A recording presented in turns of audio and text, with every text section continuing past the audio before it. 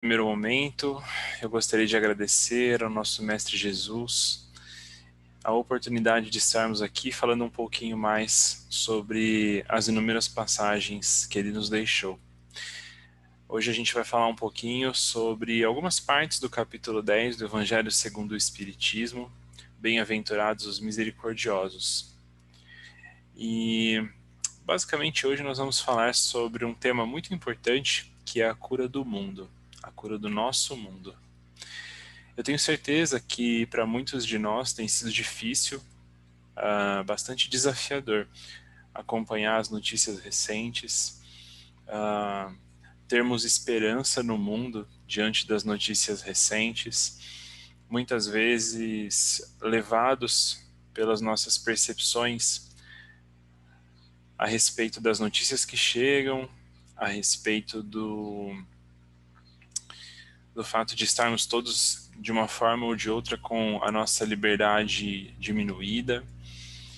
E creio eu que em muitas situações, naqueles momentos em que nós reparamos bastante no comportamento do outro e nas suas dificuldades, muitas vezes, em colaborar com esse momento em que nós vivemos.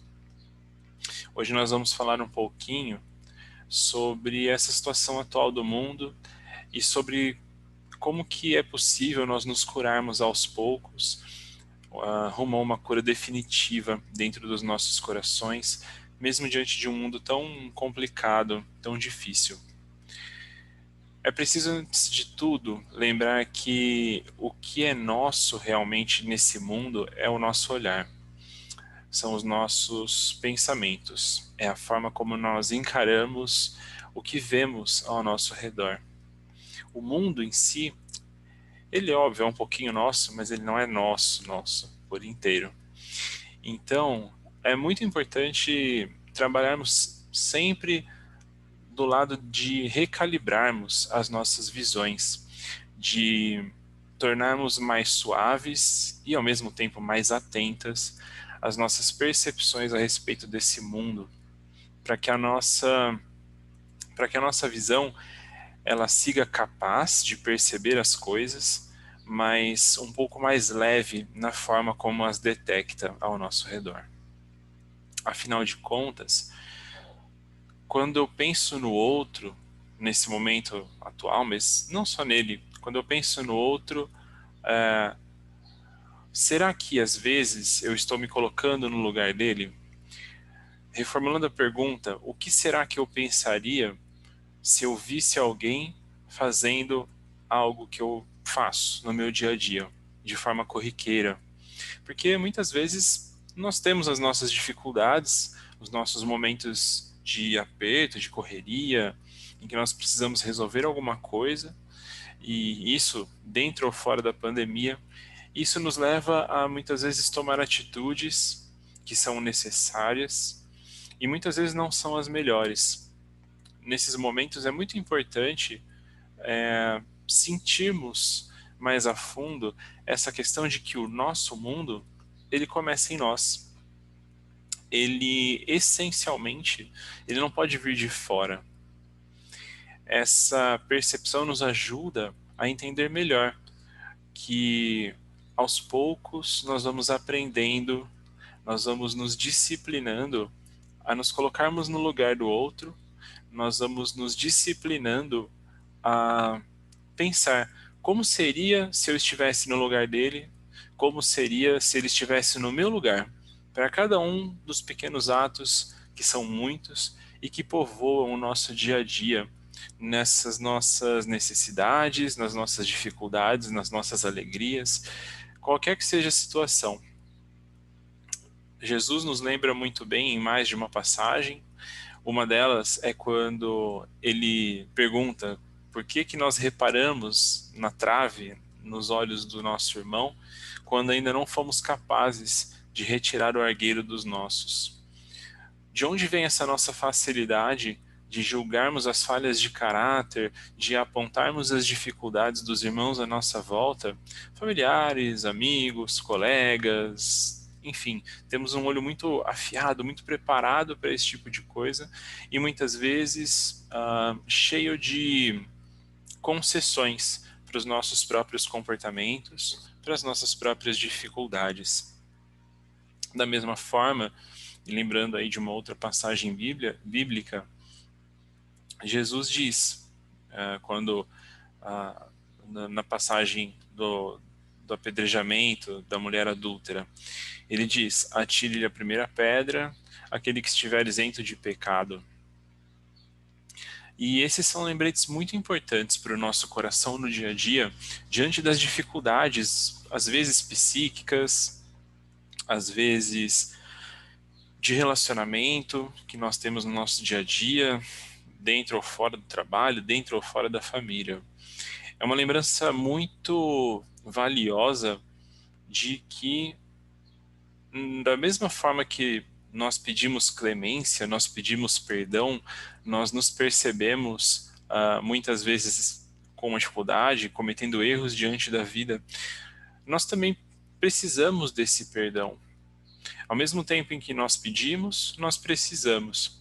E daí nasce um conceito, uma ferramenta muito importante para o nosso dia a dia, nesse momento de nos colocarmos no lugar do outro, que é a indulgência, que é a predisposição a perdoar. É nós estarmos com o coração aberto e sempre pronto a perdoar, entendendo os motivos do outro, abraçando suas motivações, nos colocando no lugar dele para sentir um pouco das suas dores na medida, óbvio, da nossa capacidade, da, da dedicação do nosso coração. E a partir desse entendimento, transformar a dor que muitas vezes o mundo nos causa em alguma coisa mais leve, em aprendizado, em crescimento e muitas vezes na própria percepção de que Deus está diante de tudo, de que existe um plano muito maior para todos nós e que ele faz parte desse nosso processo de engrandecimento. Cada pequena dor, cada pequena contrariedade, cada pequena dificuldade. Então, é importante nos lembrarmos que se a indulgência, ela muitas vezes nós pedimos por essa indulgência, nós necessitamos dessa indulgência, da predisposição do outro em nos perdoar, em compreender os nossos motivos, ela também se transforma num dever, um dever do nosso coração, não só para a nossa vida espiritual, mas para a nossa vida em sociedade. Ela se torna um dever e é muito importante entendermos que esse é um perdão que nunca falta, porque Deus, em sua perfeição, segue nos perdoando, segue nos dando outras chances de errar quantas vezes for necessário, até que um dia nós acertamos, nós melhoramos os nossos sentimentos, nós melhoramos as nossas condutas, nós melhoramos o nosso interior. E essa melhoria passa por esse processo de cura do nosso mundo que é tão importante. Afinal de contas, quando Jesus diz a Pedro que ele deve perdoar não 7 vezes, mas 70 vezes 7, ele diz alguma coisa como que Pedro precisará perdoar ilimitadamente, quantas vezes forem necessárias, e que esse perdão infinito, esse perdão que releva quantas vezes forem necessárias a dor, a dificuldade do outro, ele nos torna capazes de nos esquecermos de nós mesmos no dia a dia, no meio das nossas dificuldades, e isso nos dá uma fortaleza muito grande. Aos poucos, essa capacidade de perdoar, ela vai nos tornando invulneráveis, ela vai fortalecendo o nosso ser. E a gente vai voltar um pouquinho nessa invulnerabilidade mais para frente, mais para o fim da preleção, mas é muito importante guardarmos esse conceito, pois essa capacidade contínua de perdoar 70 vezes 7 e de estarmos predispostos a entender o coração do outro, daquele que muitas vezes nos machuca, nos concede uma enorme fortaleza moral e psicológica no nosso dia a dia. Afinal de contas, e aí voltando na ideia anterior, será que Deus ele nos perdoou quantas vezes? Quantas vezes Ele tem nos perdoado no nosso dia a dia? Basta um exame muito rápido da nossa consciência, de como nós conduzimos o nosso dia a dia, as nossas ações, para perceber que esse perdão sempre vem. E que aí, como irmãos uns dos outros, é nosso dever a continuidade desse perdão, como filhos de Deus, criados à sua semelhança. É mais ou menos por aí que segue essa ideia. E esse perdão que nunca falta, essa capacidade de vivermos, né, com os nossos irmãos sem julgar, essa capacidade de nós entendermos as motivações que levam às ações desses irmãos, isso, além de nos construir fortaleza, também nos permite refletir dentro de nós. Porque muitas vezes nós julgamos a nós mesmos e criamos dificuldades, dores para a nossa própria vida em função de como julgamos o outro, em função de como nós percebemos, de como nós percebemos esse nosso mundo. E tudo isso gera um processo muito pesado. Afinal de contas, à medida que nós julgamos o outro, nós não perdoamos as suas falhas, nós dificultamos a construção dessas pontes e facilitamos a construção de muros ao nosso redor, nós vamos ficando um pouco mais indiferentes a esse mundo, a esses irmãos que cruzam o nosso caminho e que necessitam da nossa compreensão. Essa indiferença acaba levando a situações em que fica muito difícil nós perdoarmos esses irmãos no dia a dia, e fica muito difícil de prestarmos atenção em todas as características que esses irmãos carregam e que, se estivermos atentos, poderemos perceber também em nós.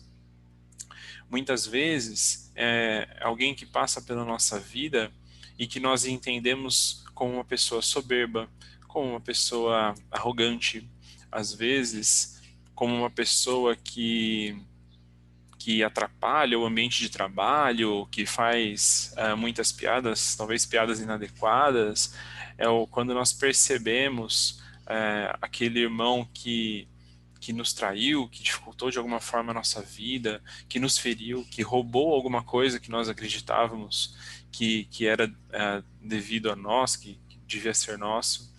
Tudo isso são oportunidades. E o espírito em evolução, o espírito em prova, nós que estamos aqui na Terra, podemos agarrar essas oportunidades todos os dias se estivermos atentos, se exercitarmos todos os dias a percepção de que as mudanças, elas não são no outro, as mudanças são essencialmente em nós. E aos poucos nós vamos mudando o nosso mundo, porque estamos mudando a nossa visão, porque estamos mudando o nosso proceder para com a vida, porque estamos mudando essa forma de encarar, muitas vezes, as dificuldades, as dores.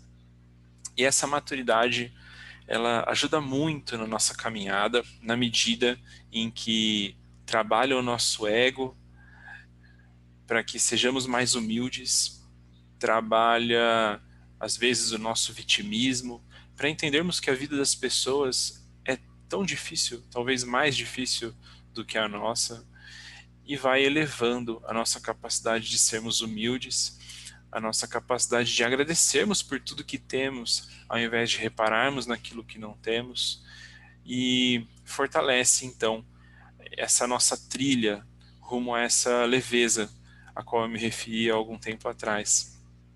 Essa leveza, ela deriva desse amor que nós vamos distribuindo aos poucos, na medida das nossas capacidades, porque, óbvio, não somos perfeitos, mas a determinação em procurarmos esse amor é sim fundamental. E aí essa leveza, aos poucos, que vai se construindo, ela vai derivando desse amor que nós distribuímos. Uma vez eu vi em uma aula um conceito que eu achei muito interessante, eu vou trazer para cá, que é que o amor, ele é o nosso coração à disposição do próximo.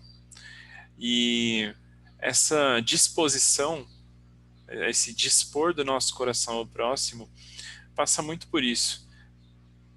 Porque, evidentemente, seremos capazes de perdoar mais, de amar mais, de construir mais pontes, de fazer mais o bem, à medida que melhoramos o nosso coração e que tornamos ele um pouco mais leve. Vamos derivando essa leveza do amor que distribuímos. Isso nos cura por dentro.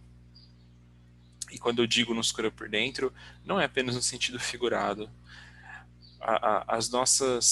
Essa nossa capacidade de tornarmos tudo mais leve, ela toma conta não só da nossa vida espiritual, mas também da nossa vida física.